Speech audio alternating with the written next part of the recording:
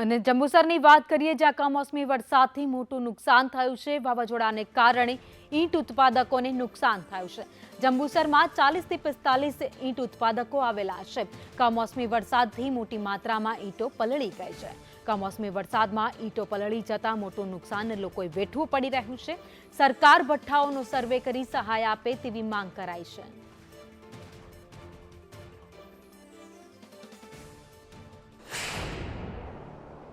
મારો new DH BRICS નામનો ભઠ્ઠો છે ઘણા વર્ષોથી, અને દર વર્ષની જેમ આ વર્ષે પણ વરસાદે કમોસમી જે વાવાઝોડા સાથે ગઈ રાત્રે જે વરસાદ પડ્યો છે એના કારણે લાખોની સંખ્યામાં દરેક ભઠ્ઠાવાળાને ખૂબ મોટા પાયે નુકસાન થયું છે. અને આ જ વસ્તુ દર વર્ષની જેમ વારંવાર ચાલતું આવે છે અને એના કારણે અમને ખૂબ લાખોની સંખ્યામાં નુકસાન થાય છે.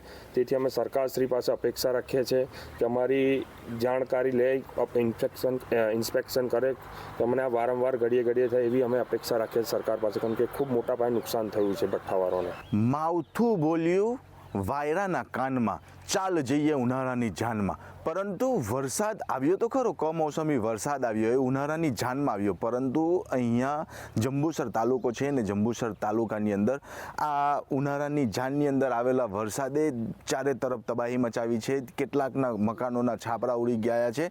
ત્યારે આપણે વાત કરીએ, જંબુસર તાલુકાની અંદર અંદાજિત 45 જેટલા ઈંટ ઉત્પાદકોના ભઠ્ઠા આવેલા છે. અને એ ભઠ્ઠાની અંદર તમે જોવો છો કે આ ઈંટો છે, એ ઈંટો કાચી ઈંટો છે. લાખોની સંખ્યામાં આ ભઠ્ઠાઓવાળા તેના ઉત્પાદનની તૈયારીઓ કરી રહ્યા છે.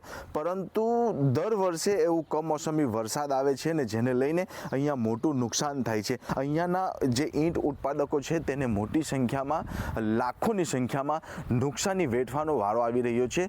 તંત્ર તેની ઉપર સર્વે કરે તેવી માંગ ઉઠી છે. રફીક મલેક, સંદેશ ન્યૂઝ, જંબુસર.